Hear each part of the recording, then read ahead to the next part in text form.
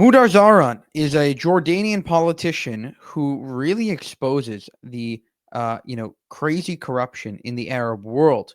And in this debate, he talks about how the Arab world has used the Palestinians as pawns and the Palestinian ideology as pawns in order to destroy the Jewish state. Check it out.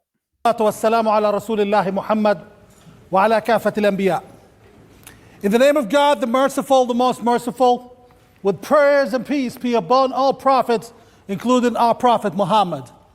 I stand before you today as a Jordanian Palestinian, the son of two Palestinian refugees from the suburbs of Jerusalem.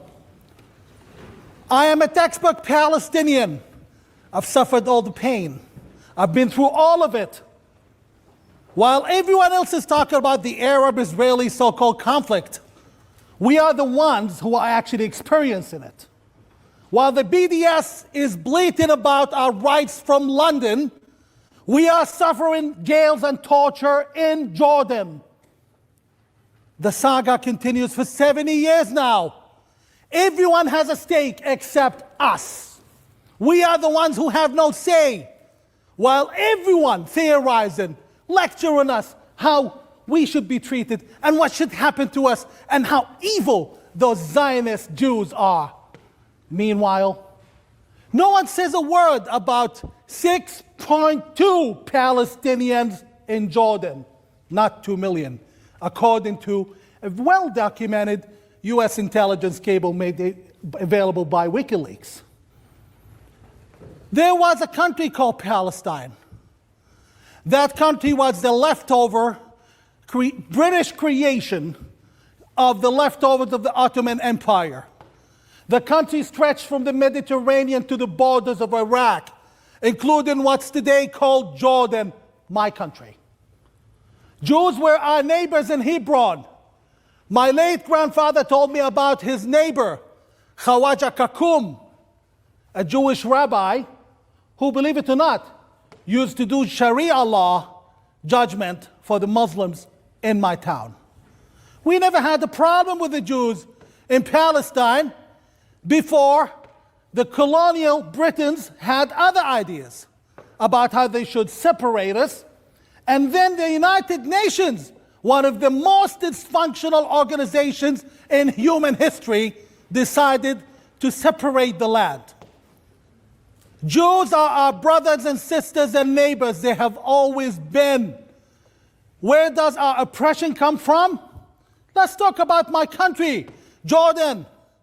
The ruler of my country is a man called Abdullah, Abe, as his friends call him. Half Briton, raised in Surrey, doesn't speak the Arabic language, and he suddenly became king after his father died.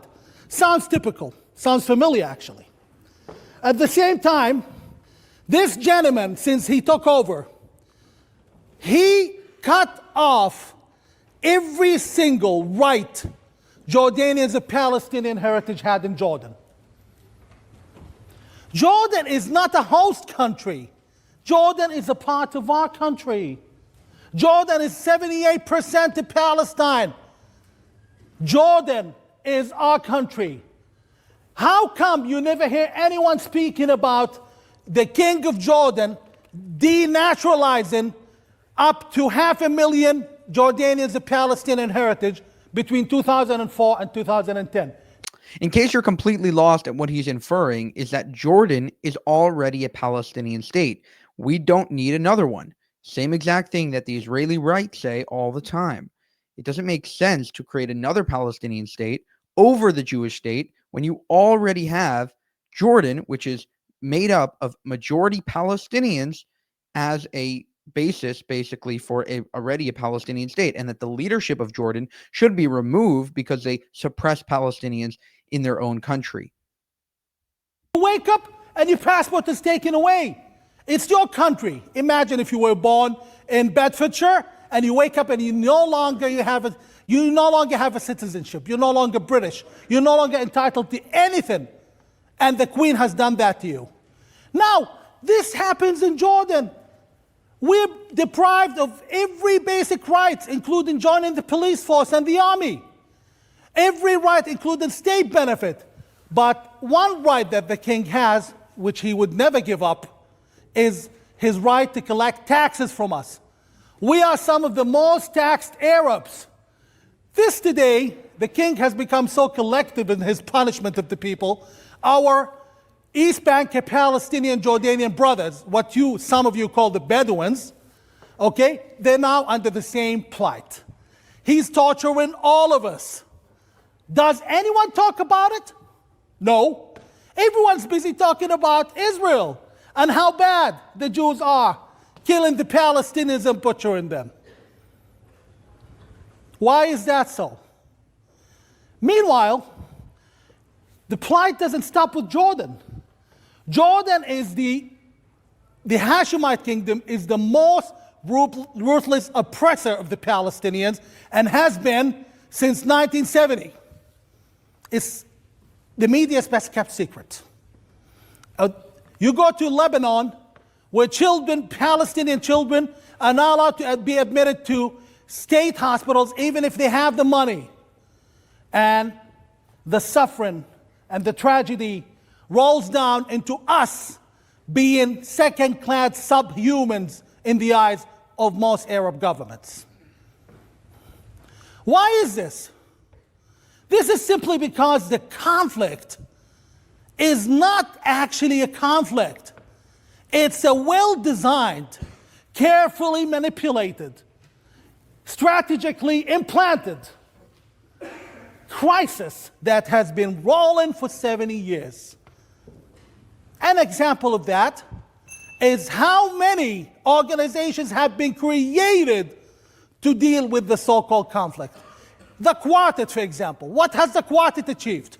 Nothing, except a very generous bill charged to the United Nations.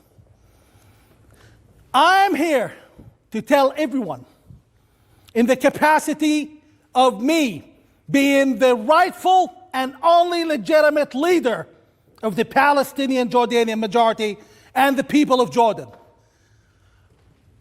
we don't want the war with the Jews. We don't hate the Israelis. Go to the protests in Ramallah. In Gaza, they used to be in the hundreds of thousands. Today, Hamas has to pay each child $20 so they can go to the fence and throw rocks. You didn't hear this from the public because they would get punished by Abbas and the Palestinian Authority and the King of Jordan for it. We've had enough. So have the Israelis. And I tell all of those who have done very well through the conflict, be it the King of Jordan, be it Arab regimes, United Nations officials, EU clowns, the game is over and the happy hour has ended. And we're moving forward and we're embracing the Jews. And this is going to happen. And don't cry about Trump not giving aid to the Palestinian Authority. We don't get any of that money. In fact, I would like to thank Trump for that.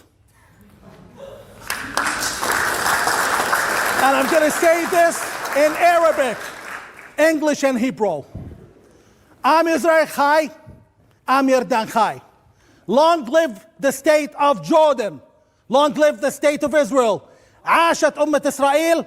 عاشت الأمة الأردنية الفلسطينية. Thank you. Wow. One of the most powerful speeches I've ever heard. Basically, an outpouring of like the years of torment that he's experienced being used as a pawn by the Arab world. I've said it before and I'll say it again. Muslims, the Arab countries, the Arab world do not care about the Palestinians. They have suppressed them. They have oppressed them. They have used them as pawns to destroy the Jewish state. And that is exactly why they won't let them in their countries. Egypt won't let them in. Jordan will not let them in. None of these countries will go along with Trump's plan simply because they like the idea of having Palestinians in Gaza to use against their real enemy, the Jews. Palestinianism, a Palestinian state, is just about destroying the Jewish state. It has nothing to do with creating a state and everything to do with destroying a state.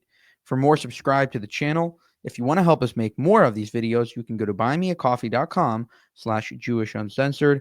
Thank you, and have a good one.